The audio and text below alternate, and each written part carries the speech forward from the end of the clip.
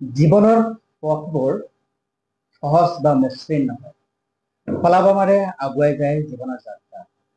বতাবিহীন নৌকা যেনেদৰে কিনাৰ নাপায়, ঠিক একেদৰে সংকল্পবিহীন জীৱন যাত্ৰাই সফলতা লাভ নকৰে।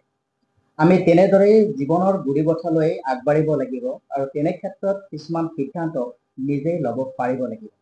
সমাজ ব্যৱস্থাই আপোনাক কোন দিশে ল'ব সেয়া সিদ্ধান্ত আপোনাৰ নিজৰ বিচাৰ বিবেচনা আৰু গ্ৰহণৰ ওপৰত নিৰ্ভৰ কৰে। তেনে ক্ষেত্ৰত আমি প্ৰত্যেকগৰাকী ব্যক্তি কিমান সচেতন সেই কথা প্ৰত্যেকেই বিবেচনা কৰিব লাগে। নমস্কাৰ, মই যতীন্দ্ৰনাথ কৃষ্ণদা আৰু আপোনালোকে মোৰ সৈতে চাই আছে ব্যক্তিত্বৰ চিনাকি অনুষ্ঠান। আৰু ব্যক্তিত্বৰ চিনাকি অনুষ্ঠান আজি মোৰ সৈতে তেনে এগৰাকী ব্যক্তি আছে, যিগৰাকী ব্যক্তি প্ৰতিটো পদক্ষেপত যিকোনো কথা গ্ৰহণ কৰাৰ আগত শ্ৰৱণ আৰু শ্ৰৱণৰ পিছত মন্থন, মন্থনৰ পিছত গ্ৰহণ আৰু তাৰ পিছত সমাজ ব্যৱস্থাৰ মাজেৰে আচৰণ পালন কৰি আজি সমাজ ব্যৱস্থাক এটা সুন্দৰ গতি দিবলৈ সক্ষম হৈছে। তেওঁ হৈছে শ্ৰী দীপক শইকীয়া। আপোনাক স্বাগতম জনাইছো আমাৰ অনুষ্ঠানটোত।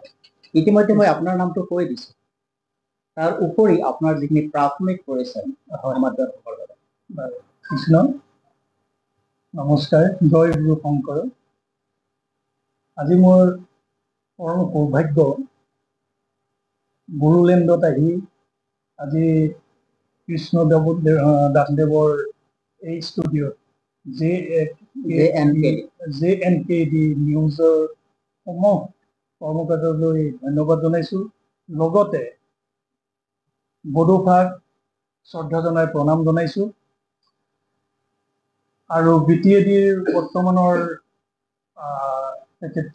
চিফ হাগ্ৰামা মহিলাই দেৱক প্ৰণাম জনাই ধন্যবাদ জনাইছোঁ। আমি দীপক শইকীয়া বুলি কৈছে আপুনি, আমি যোৰহাট নিবাসী। আমি যোৰহাট ইঞ্জিনিয়াৰিং কলেজৰ ৰাষ্ট্ৰীয় শিক্ষাৰ্থী বাহিনী বায়ু বাহিনীৰ আচলতে এজন শিক্ষক আছিলোঁ। আৰু আমাৰ বিষয়টো আছিলে এৰো মডেলিঙৰ ওপৰত, এৰোপ্লেনৰ ওপৰত। এৰোপ্লেন কেনেকৈ বনাব লাগে আৰু কেনেকৈ উৰাব লাগে, মডেল বনোৱা সেইটো শিকাইছিলোঁ। আৰু আমাৰ এৰোপ্লেন মডেলৰ দুটা পাৰ্ট আছে, এটা ফ্লাইং আৰু এটা ষ্টেটিক মডেল, মানে স্কেল মডেল। পৃথিৱীত যিমান এৰোপ্লেন আছে আমি স্কেলত সৰু কৰি লৈ তাত এৰোডাইনামিক শেপৰ পৰা আৰম্ভ কৰি ডিটেইলছ আমি লগাই আমি এৰোপ্লেন মডেল বনাওঁ। ইয়াৰ ওপৰত মই কথা পাতি নিশ্চয়কৈ প্ৰিয় দৰ্শকসকল এইটো এটা ছাবজেক্ট হ'ব পাৰে। যিসকলে এয়াৰ হোষ্টেজত কাম কৰি আছে বা যিসকলে পাইলট হ'বৰ সপোন দেখিছে বা যিসকলে আমাৰ উৰাজাহাজৰ লগত সংলগ্ন কৰিবৰ কাৰণে নিজৰ প্ৰয়াস কৰিছে, কেনেদৰে তেওঁলোকে আগবাঢ়িব, যিহেতুকে এগৰাকী বিষয় শিক্ষক ইয়াত আছে, সেই বিষয়ৰ ওপৰত তেওঁৰ সৈতে কিছু কথা জানিবলৈ চেষ্টা কৰিম, আপোনালোকক জনাবলৈ চেষ্টা কৰিম। আপোনালোকে চাই থাকিব ভিডিঅ'টো আগলৈ। আৰু এটা ফ্লাইং আছে, তাত আমি এখন এৰোপ্লেনৰ যি এৰোডাইনামিক শেপ, আমি সেই সম্পূৰ্ণ এৰোডাইনামিক শেপ দি তাত ইঞ্জিন আমি লগাওঁ। সৰু মানুহ উঠিব নোৱাৰে, কিন্তু এখন এৰোপ্লেন, ফাইটাৰ প্লেন যি ধৰণে উৰিব পাৰে আমাৰ এৰোপ্লেনখনো উৰিব পাৰে। আৰু তাত দুটা পাৰ্ট আছে, এটা আছে কণ্ট্ৰল এণ্ড এৰোবেটিক্স মেনুৱেলি আৰু এটা আছে ৰিমোটৰ দ্বাৰা। আৰু সেইটো কেনেকৈ বনাব লাগে আৰু কেনেকৈ উৰাব লাগে সেইটো আমি শিকাইছোঁ। আপোনাৰ এই পথত সপোন আছিল নে আপুনি গৈ গৈ থাকোঁতে পাই? ঠিক সপোনো থকা বুলিও নকওঁ, নথকা বুলিও নকওঁ। কলেজ পঢ়ি থকা সময়ত এয়াৰ NCC আছিলে, আৰু NCCৰ যোগেদিয়েই পাইলটৰ ট্ৰেইনিং লোৱাৰ সুবিধা পাইছিলোঁ। পাইলটৰ ট্ৰেইনিঙো ল'লোঁ কিছুদিন, প্ৰায় 1.5 বছৰমান ল'লোঁ। তাৰপিছত চকুৰ প্ৰব্লেমৰ কাৰণে মেডিকেলি অকণমান ডাউন হৈ গ'লোঁ। কেতিয়াবা প্লেন উৰাই পাইছেনে? হয়, উৰাইছিলোঁ। প্ৰশিক্ষণত এৰোপ্লেন উৰাইছোঁ। মই আজি জানিব পাৰিছোঁ, মই এতিয়া বেছিক নলেজৰ কাৰণে জানিব পাৰিম, যিহেতুকে আমি এতিয়ালৈকে প্লেনত মই উঠা নাই। মই সঁচাকৈ কৈছোঁ, আজিলৈকে মই প্লেনত উঠা নাই। কিন্তু প্লেন উৰাব পৰা মানুহ যিহেতুকে এজন আছে, প্লেনত উঠা আৰু প্লেন উৰোৱা দুটাৰ অনুভৱ কেনেকুৱা? উঠাজনৰ আচলতে যেতিয়া টেক অফৰ সময়ত যিজনে মানে যেতিয়া এজন যাত্ৰী উঠে, তেতিয়া সেইখিনি সময়ত অকণমান যাত্ৰীসকলৰ ভয় ভাৱ এটা আহে। আৰু যেতিয়া যিজনে প্লেন উৰায়, প্লেন উৰাণজনৰ প্ৰথম অৱস্থাত তেওঁৰো ভয় এটা আহে, পিছত লাহে লাহে সেইটো নাইকিয়া হয়। নাৰ্ভাছ ছিষ্টেমটো ষ্ট্ৰং কৰে পাইলটে, যিজন প্ৰশিক্ষক থাকে। আৰু ক্ৰমান্বয়ে আমাৰ ধৰক প্ৰথমতে 3000 ফুটৰ ওপৰত আমাক ট্ৰেইনিং দিয়াব, তাৰপিছতে 5000 ফুটৰ ওপৰলৈ নিব, তেনেকুৱা ধৰণৰ ক্ৰমান্বয়ে বাঢ়ি গৈ থাকে। যিখন প্লেনত মই আচলতে ট্ৰেইনিং লৈছিলোঁ, চেছনা 152 ছিংগল ইঞ্জিন। আৰু আটাইতকৈ ৰিস্ক হৈছে মানে লেণ্ডিংটো মানে বহুত ট্ৰেইনিং লাগে লেণ্ডিঙৰ কাৰণে। আপোনাৰ কিমান দিন সময় লাগিছে? মই প্ৰায় 1.5 বছৰ লৈছিলোঁ, বেছি দিন হোৱা নাই, 1.5 বছৰ লৈছিলোঁ। চকুৰ প্ৰব্লেমৰ কাৰণে আহিলোঁ, আহি আকৌ এতিয়া এৰো মডেলিঙত মই এই ছাবজেক্টত সোমাই গ'লোঁ। বহুত ল'ৰা ছোৱালীৰ সপোন এটা থাকে, কিছুমানৰ এয়াৰ এক্সপ্ৰেছ হ'বলৈ, কিছুমানৰ পাইলট হ'বলৈ, বা কিছুমানৰ এজ এ ইঞ্জিনিয়াৰ হৈ পেলাই তাতে কৰ্মসংস্থাপন ল'বলৈ। যদি যাব লগা হয় ইয়াৰ ব্যৱস্থা কি হয়? বৰ সুন্দৰ প্ৰশ্ন, ভাল লাগিলে। এজন পাইলট হ'বৰ কাৰণে তেখেতৰ হায়াৰ ছেকেণ্ডেৰী যেতিয়া পঢ়ি থাকে, একাদশ শ্ৰেণী আৰু দ্বাদশ শ্ৰেণী, তেওঁ ফিজিক্স, কেমেষ্ট্ৰি এণ্ড মেথছ এই 3টা ছাবজেক্ট লাগিব এয়াৰফ'ৰ্চৰ কাৰণে। আৰু তেওঁলোকে NDA থ্ৰুদি যাব পাৰে, নেশ্যনেল ডিফেন্স একাডেমী। যেতিয়া তেওঁলোকে 12th ক্লাছ পাছ কৰিব, পাছ কৰাৰ আগতে তেওঁলোকে NDA কাৰণে এপ্লাই কৰিব লাগে, আৰু তেওঁলোকে এটা চান্স পাব। আৰু তেওঁলোকে পৰীক্ষা দি যদি পাছ কৰে, তেতিয়াহ'লে NDA তেওঁলোকে ভৰ্তি হ'ব পাৰিব। ভৰ্তি হোৱা মানে তেওঁলোকৰ আচলতে কি, এইটো নেশ্যনেল ডিফেন্স একাডেমী, তেওঁলোকৰ ডিফেন্সৰ যিখিনি ৰুল ৰেগুলেশ্যন, ডিচিপ্লিন, পাংচুৱেলিটি, এইসমূহ মানে ট্ৰেইনিং চলিয়ে থাকিব। ট্ৰেইনিঙৰ লগে লগে তেওঁলোকৰ ডিগ্ৰী কোৰ্চটো চলি থাকে। নিৰ্দিষ্ট আমাৰ ডিপ্ল'মা আছে, ডিগ্ৰী কোৰ্চ। তাৰ পাছতে তেওঁলোকৰ ফুল প্লেজত কোনটো পাৰ্টত তেওঁলোক যাব, মেডিকেলি তেওঁলোক কোনটো পাৰ্টত যাব পাৰিব, তেওঁলোকে সেইটো ডিচাইড সোমোৱাৰ পাছত সেইটো ডিচাইড হ'ব। তাৰপিছত যদি পাইলটৰ কাৰণে তেওঁলোকে সোমায়, সম্পূৰ্ণ পাইলটৰ কাৰণে যিমানখিনি তেওঁলোকক মানে অভিজ্ঞতা লাগিব, পঢ়া শুনা লাগিব, মেডিকেলি 100%, মেডিকেল মানে 100% পাৰফেক্ট লাগিবই, মানে বুঢ়া আঙুলিৰ পৰা চুলিলৈকে 100% লাগিব, অকণো ইফাল সিফাল হ'লেও নহ'ব। তেতিয়া বেলেগ এটা ডিপাৰ্টমেণ্টলৈ তেওঁলোক পঠিয়াই দিব। আৰু সেই গতিকে সৰুৰে পৰা যদি পাইলট হ'বৰ কাৰণে মন আছে, তেতিয়া মানে নিজৰ শৰীৰৰ কাৰণে যত্ন ল'ব লাগিব সৰুৰে পৰা। তাৰপিছত পঢ়া শুনাটো লাগিব। কোনটো বিষয়ত বেছি গুৰুত্ব দিব? তিনিটা ছাবজেক্টত, আপোনাৰ ফিজিক্স, কেমেষ্ট্ৰি এণ্ড মেথছ, এই 3টা ছাবজেক্ট। তেনেহ'লে তেওঁ চায়েন্সৰ হ'ব লাগিব। আৰ্টছৰ হ'লে মানে এয়াৰফ'ৰ্চত বিশেষভাৱে আৰ্টছৰ মানে পচিবিলিটি নাথাকে। যিসকলে ভাবিছে মই এয়াৰ হোষ্টেছ বা পাইলট হ'ম বা এৰোপ্লেনৰ লগত জড়িত হ'ম, তেওঁলোকে এই কথাটো প্ৰথমতে গাঁত বান্ধি লওক যে বিজ্ঞানৰ ছাত্ৰ বা ছাত্ৰী হ'ব লাগিব। এই ক্ষেত্ৰটোত যিহেতুকে এইটো বিষয়ত কথা পাতিছো, আকৌ উভতি যাম আপোনাৰ সেই নষ্টালজিক সময়লৈকে। আমাৰ জীৱন ক্ৰমান্বয়ে এখোজকে আগবাঢ়ে। সৰু কোমল ভৰিটুকিয়ে জগতখন পৰিভ্ৰমণ কৰি জীৱনক এটি মাত্ৰা দিবলৈ চেষ্টা কৰে। থানাক থুনাক মাতেৰে যেতিয়া আমি মা দেউতা বুলি মাতো, মা দেউতাৰ অন্তৰত বহুবিলাক সপোনৰ গজলি মেলে। আপোনাক লৈ আপোনাৰ পিতৃ মাতৃ বহুত সপোন দেখিছে। আপুনি আপোনাৰ পিতৃ মাতৃৰ কাৰণে কেনেকুৱা সপোন দেখিছে? পিতৃ মাতৃ বুলি কোৱাৰ লগে লগে মই আবেগিক হৈ আহিছোঁ। মই এতিয়াও মানে হৃদয়ত পিতৃ মাতৃ সোমাই আছে। বৰ্তমান পিতৃ মাতৃ মোৰ নাই। তেখেতসকল যেতে থাকক, হাতী থাকক, পৰমেশ্বৰে তেখেতসকলৰ কৃষ্ণক সদ্গতি প্ৰদান কৰক। আজি যিখিনি হৈছোঁ, আজি 61টা বছৰ, আজি মোৰ 61 বছৰ চলি আছে। এই 61 বছৰ পৰিক্ৰমাটো যেনেকৈ সৰুৰ পৰা কোনো থানাত মানে মাতৃৰ গৰ্ভৰ পৰা ওলোৱাৰ সময়ৰ পৰা বৰ্তমানলৈকে আপোনাৰ সন্মুখত বহালৈকে মোৰ মাতৃৰ আশীৰ্বাদ অবিহনে মই এটা খোজো ইফাল সিফাল হৈ যাব নোৱাৰো। এইটো একদম চিৰন্তন সত্য। আৰু এতিয়াও মই ভাবো যে মই মাতৃৰ আচলৰ তলতেই আছো, যদিও তেখেতসকল শাৰীৰিকভাৱে নাই। পিতৃটো থাকিব, পিতৃ দেৱতা থাকিব লাগিবই, কিন্তু মাতৃৰ এটা কথা মই এই সমাজত ঘূৰি এটা বস্তু চাইছো, মাতৃসকলে যদি শিশুসকলক আধ্যাত্মিক জ্ঞানৰ পৰা আৰম্ভ কৰি নৈতিক জ্ঞান যদি নিদিয়ে, সেই শিশু কেতিয়াও পাঠ্যপুথিৰ শিক্ষাৰে সম্পূৰ্ণতা প্ৰদান কৰিব নোৱাৰে। মাতৃৰ সেই জ্ঞানখিনি লাগিব, মাতৃয়ে দিব লাগিব। তাৰমানে মাতৃৰ ভূমিকা প্ৰধান মাতৃৰ ভূমিকা। পিতৃ থাকিব, মানে কি পিতৃয়ে গোটেই ঘৰখন তেওঁ পৰিচালনা কৰি থাকে, কিন্তু ভিতৰৰ পৰিচালনাটো মাতৃৰ।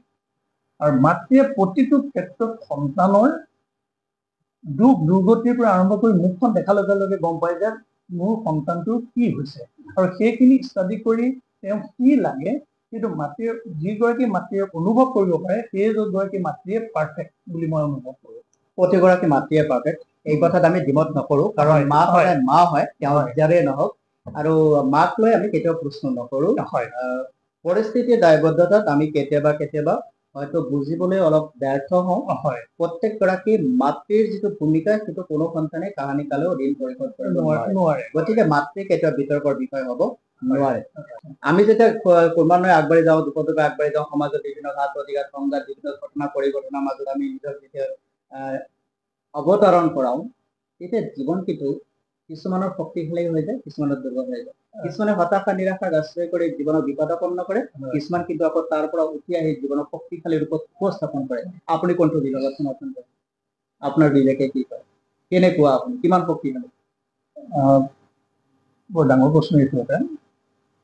আমি যেতিয়া হাতত কলম তুলি লৈছিলোঁ, কলম তুলি লোৱাৰ পৰা আজিলৈকে বহুত ঘাত প্ৰতিঘাত মোৰ ওপৰেদি পাৰ হৈ গৈছে। আপোচবিহীনভাৱে লিখা মেলা কৰি আছে। আপোচবিহীনভাৱে লিখা মেলা কৰাৰ বাবে কোনোবাখিনি সময়ত জীৱনৰ প্ৰতি ভাবুকিও আহিছে। ভাল কাম কৰাজনক বেয়াজনে সদায় বেয়া দিছে। হয়, আনকি মোৰ ব্যক্তিগত লাইফ মানে জীৱনটোতো আঘাত আনিছে, ইমানখিনিলৈকে গৈছে। যোৱা দেখিছো সেই আঘাতে আপোনাক শক্তিশালী কৰিলে দুৰ্বল কৰিলে? এতিয়ালৈকে দুৰ্বল হোৱা নাই। মই আপোনাক প্ৰথমতেই কৈছো, মাৰ আশীৰ্বাদ মোৰ শিৰৰ ওপৰত আছে, মাৰ আঁচলৰ তলত আছো। গতিকে কোনো ধুমুহাই মোক দুৰ্বল কৰিব নোৱাৰে, আৰু সেইটো মই দৃঢ়। আৰু গুৰুজনাৰ আশীৰ্বাদ, গুৰুজনাৰ শ্ৰীচৰণত যেতিয়া আমাৰ এই শিৰ আছে, তেতিয়াহ'লে কোনো ধৰণৰ ধুমুহাই বগৰাব নোৱাৰে বুলি আমি এটা অকমান আধ্যাত্মিক চিন্তা ভাবুকিত আপনি ত্ৰস্ত মাননে? কি ক'লে? ভাবুকিত আপনি ত্ৰস্ত মাননে? ত্ৰস্তমান মানে কি, কেতিয়াবা না প্ৰাণৰ প্ৰতি ভাবুকি অহাৰ পাছত খন্তেকৰ কাৰণে আমি চিন্তা কৰো যে এই কথাখিনি কিয় কৈছে, খন্তেকৰ কাৰণে চিন্তা এটা কৰো। তাৰপিছত অকমান এটা হাঁহুন এটা আহে। কি কাৰণে? যে সেইসকলৰ প্ৰতি এটা পুত জন্ম, যে তেওঁ নজনাকে কামটো কৰে। পুত জন্ম এইটো কাৰণে যে তেওঁলোকে কাৰোবাক ৰক্ষণাবেক্ষণ দিবৰ কাৰণে যে আমাক ভাবুকি প্ৰদান কৰিছে। ইয়া অজ্ঞতা নে ইয়া মূৰ্খতা? দুইটাই। ইয়াক প্ৰতিৰোধ কেনেকে কৰা যাবে? তেওঁলোকে নিজে নিজে বুজিছে, বুজে, এসময়ত বুজে।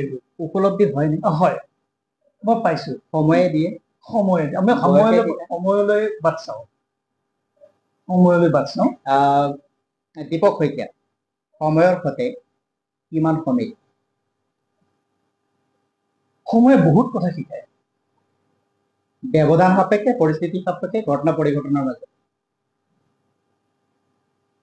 সময় আপোনাৰ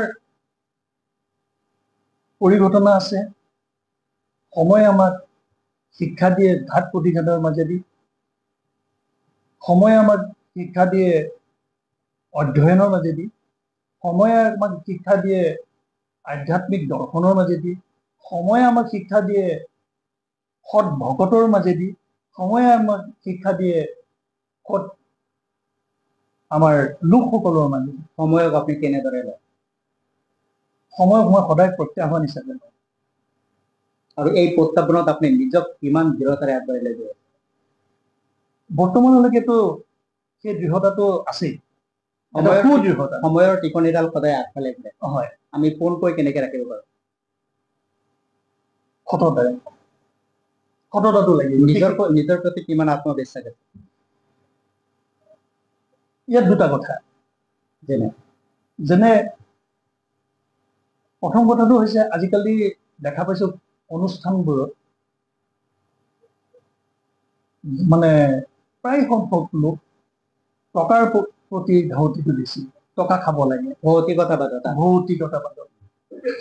মই সেই ভৌতিকতাবাদটোক মই পিছত ৰাখো, মই বেয়া পাওঁ। সন্মুখত কি থাকে? গুৰুজনা থাকে, গুৰুজনৰ ৰীতি নীতি, ধৰ্মীয় দৰ্শন আদৰ্শ। হয়। যেতিয়া আমি সমাজ ব্যৱস্থাত প্ৰত্যেকে খোজ দিওঁ, খোজ দিয়াৰ লগত ভাবুকি আহে, যিটো আপুনি অলপ আগতে ক'লে, ইয়াক খুবেই স্বাভাৱিক। ভাল কাম কৰিলে বেয়া সকলোৱে সদায় বেয়া দৃষ্টিৰে চায়। আৰু আমি ভাবো যে বেয়াটো থাকিব লাগে, দিন ৰাতি আছে কাৰণে হয়তো আমি বুজি পাওঁ জীৱনৰ গুৰুত্ব। কাৰণ যদি ৰাতিটোই নাথাকে তেনেহ'লে দিনক আমি বুজিব নোৱাৰো, যদি দিন নাথাকে তেনেহ'লে ৰাতি আমি বুজিব নোৱাৰো। তেনে ক্ষেত্ৰত ইয়াক খুব স্বাভাৱিকভাৱেই থাকে। মই এতিয়া জানিব খুজিছো, যিহেতুকে সময়ৰ ব্যৱধানৰ মাজত আমি নিশ্চয়কৈ চলিব লাগিব, প্ৰত্যেকৰে এটা বান্ধোন আছে। আমাৰ আয়ুকালৰ এটা নিৰ্দিষ্ট সময় নিৰ্ধাৰিত কৰিয়েই ভগৱানে পঠাইছে, কৰ্মৰাজিকে আমি পূৰ্ণাংগ ৰূপ দিব লাগিব। দীপক শইকীয়া বৰ্তমান সময়ত এটি বিশেষ অনুষ্ঠানৰ লগত জড়িত, সেয়া হৈছে নাম ধৰ্ম সভা, নামঘৰ মহাসভা। হয়, নামঘৰ মহাসভা কিয়? হয় প্ৰভু, নামঘৰ মহাসভাৰ আগতে মই দুটা কথা থাকি গ'ল। নিশ্চয় নিশ্চয়। এইটো কথা কেতিয়াও হ'ব নোৱাৰে যে আমি কেতিয়াও ডিমাণ্ড কৰিব নোৱাৰো যে আমি যে পাৰফেক্ট, আমি কেতিয়াও ক'ব নোৱাৰো। কোনেও নহয়। এই যে আমাৰ ভুলখিনি মই সদায় চেষ্টা কৰোঁ যে ভুলখিনি কেনেকৈ শুদ্ধ কৰি লৈ যাব পাৰোঁ। আপোনাৰ পৰা কিবা এটা কথা শিকিছোঁ, তেখেতৰ পৰা কিবা এটা শিকিছোঁ, তেখেতৰ পৰা কিবা এটা শিকিছোঁ, যিটো ইতিবাচক কথা। সেই ইতিবাচক কথাখিনি দ্বাৰা মোৰ জীৱনত কেনেকৈ ইতিবাচক হয় প্ৰতিফলন ঘটাব, প্ৰতিফলন ঘটাই ৰাইজলৈ মই কিবা এটা দি থৈ যাব পাৰোঁ, সন্দেহ দিব পাৰো, উপকাৰ বাৰ্তা এটা দি থৈ যাব পাৰোঁ। আমাৰ চেষ্টাটো সেইটো। এতিয়া দ্বিতীয় কথাটো আপোনাৰ যিটো প্ৰশ্ন, সেই অসম নামঘৰ মহাসভা কিয়? অসম নামঘৰ মহাসভা জন্ম হৈছিল 2024 চনৰ 17 মাৰ্চত হৈছিলে। ক্ষমা কৰিব, মই আচলতে দুদিনমানৰ পিছতহে সোমাইছিলো, গতিকে মোৰ ডেটটো পটককে মোৰ মনত নাই। 17 মাৰ্চত তেখেতসকলৰ এটা মহান উদ্দেশ্য লৈ পেলাই তেখেতসকলে এই নামঘৰ মহাসভা জন্ম দিছিলে চৰাইদেউ জিলাত। তেখেতসকলৰ উদ্দেশ্য হ'ল যে আমাৰ নামঘৰসমূহ, মানে পৌৰাণিক নামঘৰসমূহ নামঘৰ হিচাপে আছে, আৰু সেই নামঘৰসমূহৰ পৰা বহু সেৱক ভকত ৰাইজ ওলাই গৈ বিভিন্ন স্থানলৈ তেওঁলোক গৈছে, ধৰ্মীয় অনুষ্ঠানলৈ। যেনে ধৰক এখন ভাগৱতী সমাজ, শ্ৰীমন্ত শংকৰদেৱ সংঘ, অনুকূল ঠাকুৰ বা চৈতন্যদেৱৰ ওচৰলৈ, তেনেকে ধৰণৰ গৈ আছে, যিগৰাকীয়ে য'ত যেনেদৰে ভাল পাইছে গৈ আছে। এতিয়া কথাটো হ'ল কি যে এই নামঘৰসমূহতো তেনেকেই আছে, আৰু এই নামঘৰসমূহ আঞ্চলিক ভিত্তিত তেনেকৈ আছে। গতিকে যে আমাৰ ৰাইজক এটা আঞ্চলিক ভিত্তিৰ পৰা বৃহৎ এখন মঞ্চ লাগে। যি বৃহৎ মঞ্চখনৰ দ্বাৰা ধৰক আজি ইজনৰ ভাৱ ভাষা ইজনে যাতে আমি আদান প্ৰদান কৰিব পাৰো, যিহেতু আমি একেজন গুৰুৰে শিষ্য। আৰু এই শিষ্যৰ দ্বাৰা সেই নামঘৰসমূহ, আজিকালি আপুনি চাব এতিয়াও আছে বহু নামঘৰ জৰাজীৰ্ণ অৱস্থা। অসম নামঘৰ মহাসভা সমিতিয়ে এটা কথা চিন্তা কৰিলে যে আমি যদি এনেকুৱা এটা অনুষ্ঠান আমি জন্ম দি এখন যদি বৃহৎ এটা মঞ্চ আমি তৈয়াৰ কৰিব পাৰো, এই তৈয়াৰ কৰা মঞ্চৰ দ্বাৰা সেইসমূহ নামঘৰৰ উন্নয়নৰ কাৰণে আমি চিন্তা চৰ্চা কৰিব পাৰো। সমান্তৰালভাৱে এই কৰ্মৰ কাৰণে আমাৰ চৰকাৰৰো আমাৰ প্ৰয়োজন হ'ব, কাৰণ চৰকাৰে আৰ্থিক সাহায্যটো দিব পাৰিব। ইতিমধ্যে চৰকাৰে এই ক্ষেত্ৰত পদক্ষেপ গ্ৰহণ কৰিছে, কিন্তু বহুত থাকি গৈছে, আৰু বহুত থাকিও গৈছে, আৰু যিখিনি আচলতে কি হয়, যিখিনিয়ে পোৱা নাই সেইসকলৰ কাৰণে আমি আগবাঢ়িব লাগিব, আৰু বিশেষকৈ আমি মঞ্চ এখন দিব লাগিব আমি ৰাজ্যিক ভিত্তিত। বৰ্তমান আপোনালোকে কিমানখন নামঘৰৰ তথ্য লাভ কৰিবলৈ সক্ষম হৈছে? আমি ইতিমধ্যে প্ৰায় 40,000 নামঘৰৰ তথ্য আমি পাইছো। 40,000 নামঘৰৰ তথ্য যদি আমি পাইছো, 40,000 নামঘৰৰ ডেভেলপমেণ্টৰ কাৰণে আমি নিশ্চয়কৈ এটা বৃহৎ পুঁজিৰ অংকৰ প্ৰয়োজন হ'ব। হয়, এই ক্ষেত্ৰত আপোনালোকৰ নামঘৰ মহাসভাই, অসম নামঘৰ মহাসভাই কেনেধৰণৰ পদক্ষেপ গ্ৰহণ কৰিছে? অসম নামঘৰ মহাসভাই এই ক্ষেত্ৰত বৃহৎ চিন্তা এটা কৰি আছে। ইতিমধ্যে আমাৰ প্ৰায় 14খন জিলা গঠন হৈছে, জিলা সমিতি গঠন হৈছে, আৰু সেই জিলা সমিতিসকলেও আঞ্চলিক ভিত্তিত সমিতি গঠন কৰি আছে। নামঘৰ সমিতিয়ে কিয় বিশ্বাস কৰিব আপোনালোকক যে আপোনালোকে এই ক্ষেত্ৰত সফলতা দিব? এই ক্ষেত্ৰত আমাক সফলতা এইটো কাৰণে, আমাৰ লোকসকলে এটা উদাৰ আৰু বৃহৎ গুৰুজনাৰ স্বাৰ্থত বৃহৎ সুন্দৰ এটা মানসিকতা লৈ তেওঁলোক আগবাঢ়িছে। আৰু ইয়াত বিশেষকৈ আপুনি আচৰিত হ'ব যে নামঘৰ মহাসভাই নামঘৰত অৱহেলিত হৈ থকা, মানে অৱহেলিত ঠিক এনেকুৱা ধৰণৰ নহয় যে ধৰক এজন পাঠেকি সেই নামঘৰৰ ভিতৰতে পাঠেকি কৰি তেওঁ এমুঠি খাই এমুঠি নোখোৱাকে তেনেকুৱা ধৰণৰ পাঠেকি আছে। তেখেতৰ এটা উপযুক্তভাৱে চলিব পৰা ব্যৱস্থা গ্ৰহণ কৰা। পাঠেকি, গায়ন বায়ন এই সকলৰ আমি উন্নয়নৰ কাৰণে আমি চিন্তা কৰিব লাগিব আৰু এইখিনিৰ কাৰণে আমাক পুঁজি লাগিব। এতিয়ালৈকে যদি আমি প্ৰামাণিক তথ্য হিচাপে বিচাৰো যে আপোনালোকৰ যিখিনি নামঘৰৰ কথা ক'লে তাতকৈ খুব নিৰ্দিষ্ট কেইখনমান এনেকুৱা নামঘৰ আছে নেকি য'ত আপোনালোকে এই ব্যৱস্থাটো দিছে? যদি দৃষ্টান্ত হিচাপে ল'বলৈ যোৱা যায় যে আমি তালৈকে গ'লে আপোনালোকৰ নামঘৰ মহাসভাৰ কথাটো আমি গম পাম যে এইখন ঘৰত পাঠকী আছে, নামাচাৰ্য আছে বা দেউৰী আছে, মেধি আছে, তেখেতসকলে ইয়াতে কাম কৰিছে, অথচ তেখেতসকলে চলিব পৰা কাৰণে মহাসভাখনে কিবা এটা অনুদান আগবঢ়াইছে, তেনেধৰণৰ দৃষ্টান্ত আপোনালোকৰ আছে? এইখিনি দৃষ্টান্ত মানে কি, আমি একেবাৰে আমাৰ চালুকীয়া অনুষ্ঠান, আমি এতিয়া চুচৰি আছো, আমি থিয় হ'ব পৰা নাই। আমি জিলাখিনি গঠন কৰিছোহে, আজিও আমি এই আপোনালোকৰ আশীৰ্বাদত বিটি দি আহি পাইছোহি। ইয়াত আহিও আমি নামঘৰসমূহৰ লগত যোগাযোগ কৰিছো।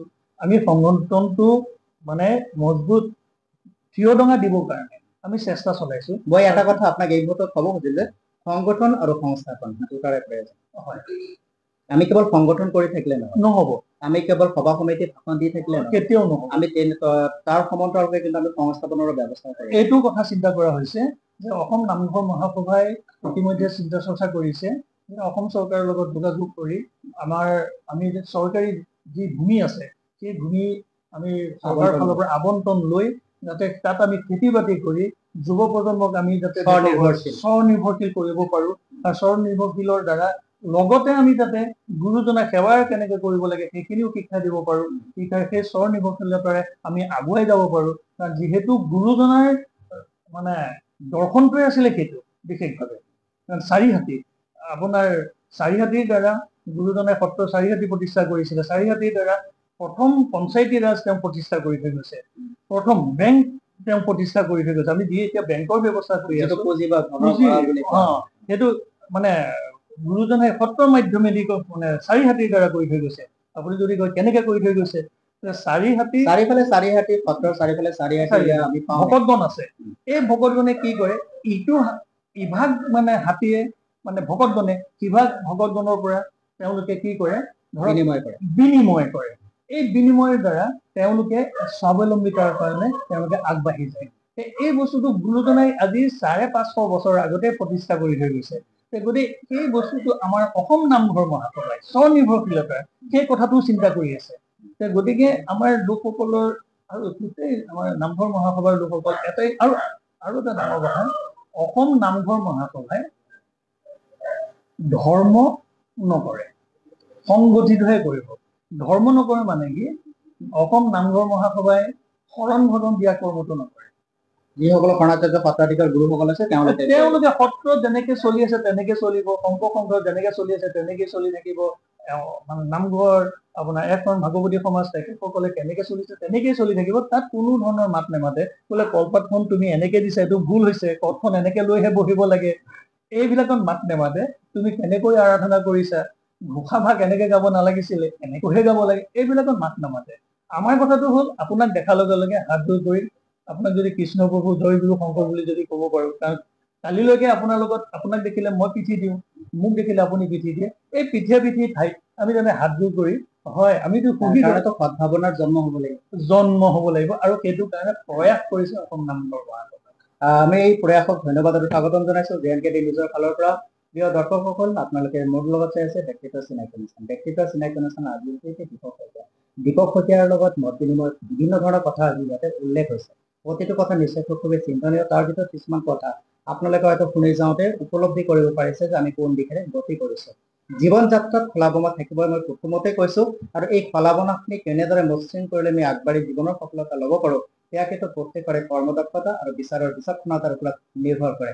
আমি তাকে কামনা কৰিম। সদৌ ক্ষেত্ৰত বৰ্তমান সমাজ ব্যৱস্থা, যুৱ প্ৰজন্ম আৰু নৈতিক কৰ্মলগতৰ শিক্ষা কেনেদৰে প্ৰদান কৰিলে আমাৰ যুৱচামক আমি সঠিক মাৰ্গদৰ্শন কৰাব পাৰিম। এই ক্ষেত্ৰত মই অকণমান দুটা কথা ক'ব বিচাৰিছো। ইতিমধ্যে মই কেইবাজন বিশিষ্ট লোককো এই কথাখিনি আগবঢ়াইছো। আমি যুৱ প্ৰজন্মক কৈ আছো, আমি যিটো এটা বৃহৎ অংক এটা আমি চকুৰ আগত ৰাখি যুৱ প্ৰজন্মক কৈ আছো, কিন্তু সেই যুৱ প্ৰজন্ম এতিয়া কিন্তু লাহে লাহে কমি আহি আছে। বিভিন্ন কাৰণত আমাৰ অসমীয়া ডেকা ল'ৰা নিধন হৈ আছে, বিভিন্ন কাৰণত। মই ব্যাখ্যা কৰিবলৈ নাযাওঁ, পৰৱৰ্তী সময়ত আমি বিস্তাৰিত আলোচনা কৰিম। আৰু সেই বিভিন্ন সময়ত যেতিয়া আমাৰ অসমীয়া যুৱ প্ৰজন্ম নিধন হৈ আছে, তাৰমানে আৰু সেইখিনি জেগা পূৰাবৰ কাৰণে আমাৰ মানুহ নাইকিয়া হৈছে। দ্বিতীয় কথাটো হ'ল কি, আমি আমাৰ পৰিয়াল কি কৰিছো, আগতে দুটা সন্তানেই সুখী পৰিয়াল আছিলে, এটা সন্তান হ'ল, এতিয়া এটা সন্তানলৈ গ'ল, আৰু এটা সন্তানৰ পিছত এতিয়া আকৌ এনেকুৱা ধৰণৰ এটা আহিছে, মানে সময় আহিছে যে নহ'লেও কোনো কথা নাই। গতিকে আমাৰ অসমীয়া সমাজখন, অসমীয়া লোকসকলৰ যিটো সংখ্যা কেনেকৈ বাঢ়িব, সেইটো বিৰাট ডাঙৰ চিন্তনীয় কথা। সেইখিনি যদি আমাৰ যুৱ প্ৰজন্মই নাথাকে, তেতিয়াহ'লে গুৰুজনাক কোনে জীয়াই থাকিব, জাতীয় সত্তাটো কেনেকৈ জীয়াই থাকিব? এই কথাখিনিৰ কাৰণে আমাৰ বৃহৎভাৱে আলোচনাৰ প্ৰয়োজন বুলি আমি অনুভৱ কৰিছো। গতিকে যে আমি এই ক্ষেত্ৰত চৰকাৰেও দৃষ্টি দিব লাগিব যে এইটো কেতিয়াও হ'ব নোৱাৰে যে অসমীয়াৰ সংখ্যা বঢ়াবৰ কাৰণে বাহিৰৰ পৰা মাইগ্ৰেণ্ট কৰিব, সেইটো আমি মানি ল'ব নোৱাৰো, সেইটো স্পষ্ট। প্ৰব্ৰজনকাৰীক ৰোধ কৰিবই লাগিব, তেখেতসকলক নিজৰ জাগা মেটি ভাটিলৈকে পঠাবই লাগিব, এই কাম আমি দুয়োটাৰে কৰিব। হয়, কিন্তু লগে লগে কিন্তু আমাৰ এই সংখ্যাটো, অসমীয়া সংখ্যাটো বঢ়াবৰ কাৰণে চৰকাৰীভাৱে এটা ব্যৱস্থা লোৱাটো অতি প্ৰয়োজন বুলি অনুভৱ কৰিছো। ইয়াৰ ক্ষেত্ৰত কেইটামান কথা ক'ব লগা আছে, কাৰণ পিতৃ মাতৃয়ে সন্তানক জন্ম দিব নিদিব এই কথাত চৰকাৰে অংকুশ লগোৱাটো উচিত বুলি আমি বিবেচনা নকৰোঁ। আৰু এই কথাটো খুবেই গুৰুত্বপূৰ্ণ বিষয় যে আমি পিতৃ মাতৃৰ গৌৰৱ অৰ্জন কৰাটো প্ৰত্যেকগৰাকী পিতৃ মাতৃয়ে বিচাৰে। হয়তো তেখেতসকলৰ কিবা এটা দুৰ্বলতা থাকে কাৰণে হয়তো পিতৃ মাতৃ হোৱাৰ পৰা বঞ্চিত হয়। ইয়াৰ ক্ষেত্ৰত মেডিকেল চায়েন্সে কিছু নিশ্চয় ডেভেলপ কৰিব আৰু হৈ আছে বুলি আমি বিশ্বাস কৰোঁ। চৰকাৰে কিছুমান ক্ষেত্ৰত দিহা পৰামৰ্শ দিব পাৰে, কিন্তু সন্তান জন্ম দিব লাগিব নালাগিব, কিমান সন্তান হ'ব, এই ক্ষেত্ৰত অংকুশ দিয়া তেওঁলোকৰ অধিকাৰ নাথাকে, যিহেতুকে ব্যক্তিগত স্বাধীনতা আৰু সাৰ্বভৌমত্ব সকলোৰে এটা অধিকাৰ থাকে। আপুনি ঠিক কৈছে প্ৰভু, মাজতে মই ক'ব বিচাৰিছো, যিহেতু দুটা সন্তানে সুখী পৰিয়াল বুলি চৰকাৰেতো সেইটোতো কৈ থাকিব, যদি চৰকাৰেতো দিছিলে সেইটো কোৱাই কৈ থাকিব, মই কৈছো কোৱাই কৈ থাকিব, যদি যৌথ পৰিয়ালত 20জন বা 25জন বা 50জন মানুহ একেলগে থাকি এটা সুন্দৰ শৃংখল পৰিৱেশৰ মাজেৰে নিয়ন্ত্ৰিত ব্যৱস্থাৰ মাজেৰে স্বাৱলম্বী হ'ব পাৰিছে, তেখেতসকলে স্বাৱলম্বী কৰিব পাৰিছে আৰু সমাজত এটা আদৰ্শ প্ৰতিষ্ঠা কৰিব পাৰিছে, তেনে ক্ষেত্ৰত আজিৰ দিনত সম্ভৱ নহ'ব নেকি? কিয় নহ'ব? সেইটো আমাৰ হ'ব লাগে, কাৰণ যিহেতু আমি এতিয়া আঁতৰি গুচি গ'লো, সেই স্থানত আমি আঁতৰি গুচি গৈছো। এতিয়া যদি আমি সন্তান জন্ম দিব লাগে, তাকো যদি চৰকাৰক সুধি পেলাই দিব লাগে, মই ভাবো ইয়াতকৈ আৰু দুৰ্ভাগ্যজনক দিন আমাৰ মানুহে চাব লাগে। তাৰ কিন্তু এটা আমাৰ অপচন নাই, কাৰণ অপচন আমি নিজে ল'ব লাগিব। এই কথাত আমি পৰৱৰ্তী সময়ত কথা পাতিম, কাৰণ এইটো আমাৰ আলোচনাৰ বিষয়বস্তু নহয়। ইয়াত খুব সুস্থভাৱে বহি এই বিষয়ত কথা পাতিব লাগিব। প্ৰত্যেকৰে চিন্তাধাৰা থাকে আৰু সেই চিন্তাধাৰা অনুপাতেই তেখেতসকলে আগবাঢ়ি গৈ থাকে। আৰু আপুনিও নিশ্চয়কৈ কিবা নহয় কিবা চিন্তা কৰিছে। বৰ্তমান প্ৰাসংগিক প্ৰেক্ষাপটত কথাখিনি শুনাৰ পিছত হয়তো কিছু কথা আপোনালোকৰ মন মস্তিষ্কত ঠোকৰ মাৰিছে। Knock the door is open, yes it's you. এইখিনি সময় দিয়াৰ কাৰণে আপোনাক ধন্যবাদ জ্ঞাপন কৰিছো আৰু আপোনাৰ উত্তৰ কামনা কৰিছো। প্ৰিয় দৰ্শকসকল, আপোনালোকক পুনৰবাৰ কৈছো, আপোনালোকে চাই আছে ব্যক্তিত্বৰ চিনাকি অনুষ্ঠান, আৰু ব্যক্তিত্বৰ চিনাকি অনুষ্ঠানৰ আজিৰ অতিথি আছিলে দীপক শইকীয়া, এগৰাকী বায়ু সেনাৰ প্ৰশিক্ষক হিচাপে কৰ্মৰত হৈ বৰ্তমান এগৰাকী অৱসৰী ব্যক্তি, আৰু বৰ্তমান সময়ত গুৰুজনাৰ সৃষ্টি দৰ্শন কৰ্মৰাজ প্ৰত্যেকে মানৱ সমাজত এটা নিখুঁতভাৱে আগবঢ়াই নিবৰ কাৰণে ৰাষ্ট্ৰীয় শিক্ষাৰ্থী বাহিনীৰ এগৰাকী শিক্ষক হিচাপে তেখেতে অৱসৰ গ্ৰহণ কৰি বৰ্তমান অসম নামঘৰ মহাসভাৰ মাজেৰে গুৰুজনাৰ প্ৰতিটো দৰ্শন ৰাজিক সমাজৰ মাজত আগবঢ়াই নি আমাৰ সমাজখনক এটা সুস্থ সুন্দৰ গতি দিবৰ কাৰণে প্ৰয়াস কৰিছে। আহক গুৰুজনাৰ সৃষ্টিৰ প্ৰতিটো কৰ্মক মৌলিকতা ৰক্ষা কৰি সঠিকভাৱে উপস্থাপন আৰু সংৰক্ষিত ব্যৱস্থা ৰখাটো আমাৰ প্ৰত্যেকৰে দৰকাৰ। এই ক্ষেত্ৰত আমি কোনেও পিঠি দিব নোৱাৰিব আৰু ব্যক্তিগতভাৱে ন্যস্ত স্বাৰ্থ সিদ্ধিৰ কাৰণেও আমি কাম কৰিব নালাগিব। যদি কোনোবাই তেনেদৰে ভাবিছে, তেনেহ'লে তেওঁলোক এই ক্ষেত্ৰত সাৱধান হওক, সজাগ হওক, সচেতন হওক, কাৰণ আপোনাৰ এটি ভুলৰ কাৰণে আমাৰ সমাজ ব্যৱস্থাক আমি বিপথে যাব দিব নোৱাৰি। হৰি পিছল খালে বিপদ ঘটায়, হৰি পিছল খালে নিজে দুখ পায়, বচন পিছল খালে বিপদ ঘটায়। গতিকে কথা কওঁতে সাৱধান হ'ব। সমান্তৰালকৈ লিখিবলৈ যাওঁতে। ধন্যবাদ।